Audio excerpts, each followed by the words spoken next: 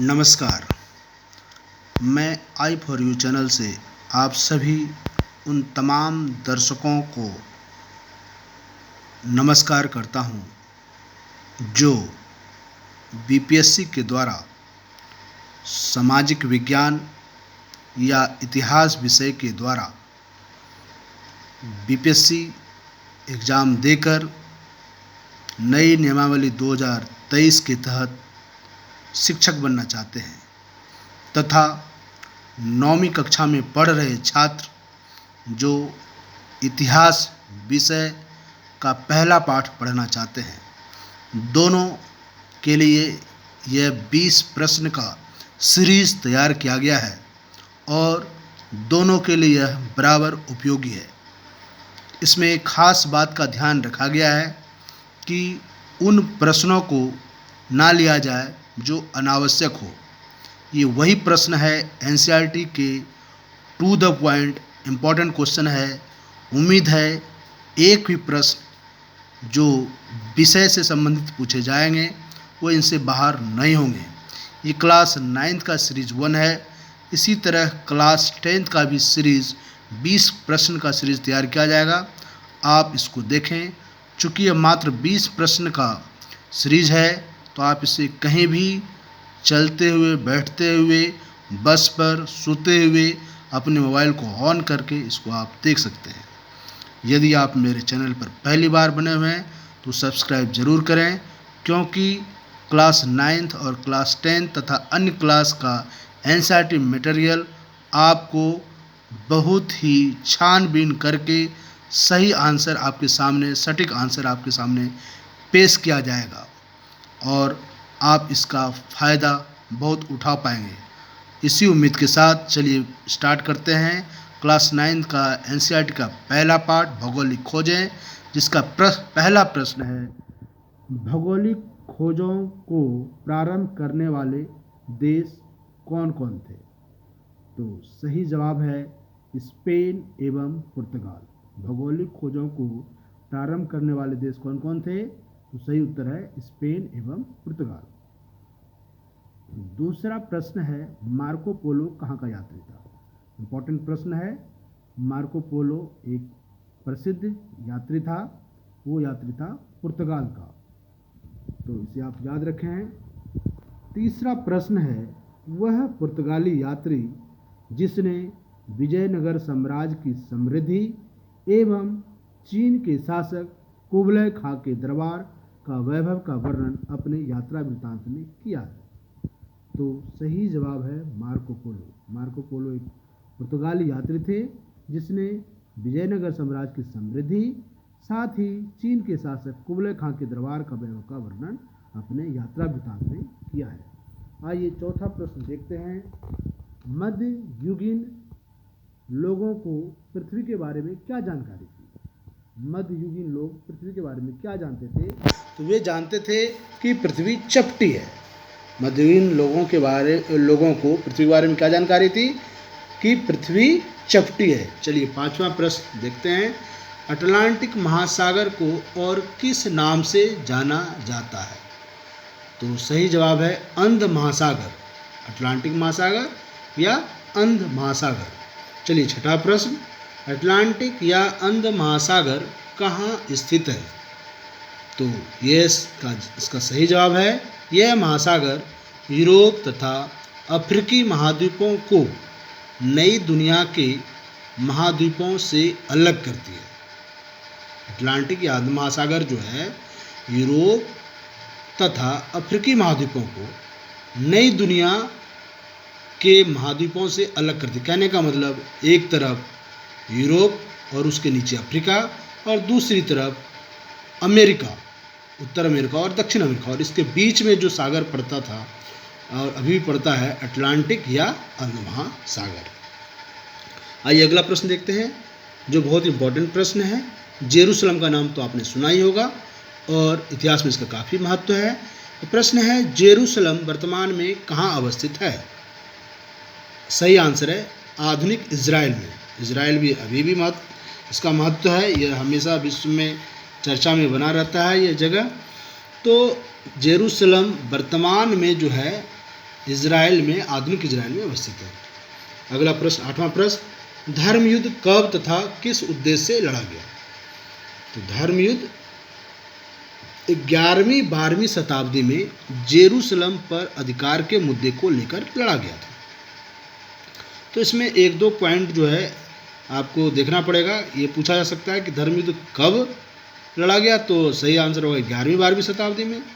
और किस उद्देश्य को लेकर धर्म युद्ध लड़ा, तो जेरूसलम पर अधिकार के मुद्दे को लेकर। तो आंसर को देखते समय उसके अंदर की पॉइंट्स को भी आप देख लेंगे, जैसे 11वीं-12वीं शताब्दी, तो इसको भी आपको नहीं छोड़ना है, तो क्योंकि उत्तर के अंदर से भी जो है प्रश्न बनाए जा सकते हैं। अगला प्रश्न है हमारा, धर्म युद्ध में किसकी जय तथा किसकी पराजय हुई? तो सही जवाब है धर्म युद्ध में यूरोपीय सामंत की पराजय हुई तथा अरबों की जीत हुई। तो कहते हैं कि कमी से ही आदमी जो है आगे का रास्ता निकालता है। तो इस समय जो है धर्म युद्ध में यूरोपीय सामंत को जो अपने आप पर जो घमंड था अपने शक्ति का, यह शक्ति हम देखते हैं टूट जाता है। उसको अपने अभिमान का जो है पता जब चल जाता है और कि हम झूठा मिथ्याभिमान है, तो फिर आगे जो है अपना रास्ता खोजता है। और आगे हम देखेंगे कि यूरोप में क्या क्या फिर बदलाव होते हैं। तो इस समय धर्म युद्ध के बारे में हम ये जानते हैं कि इसमें यूरोपीय सामंत की पराजय हुई थी और अरबों की जीत हुई थी। 10वां प्रश्न देखते हैं, अरबों और तत्पश्चात तुर्कों ने अपना विशाल अंतर्राष्ट्रीय साम्राज्य का निर्माण किस युग में किया?